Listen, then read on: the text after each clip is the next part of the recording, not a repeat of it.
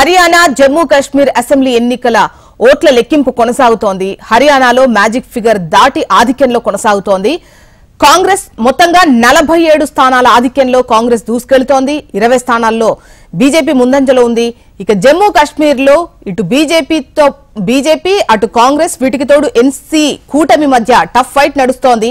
10 స్థానాల్లో స్వతంత్ర అభ్యర్థులు ముందంజలో కొనసాగుతున్నారు.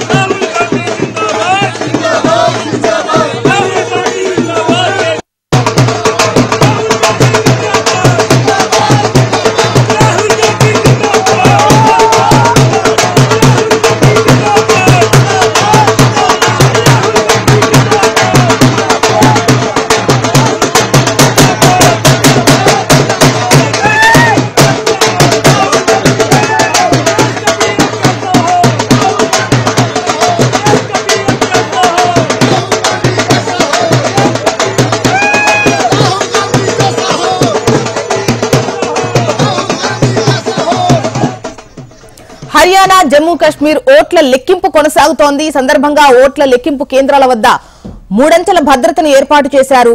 హర్యానాలో 90 అసెంబ్లీ స్థానాలకు 1031 మంది అభ్యర్థులు పోటీ పడ్డారు.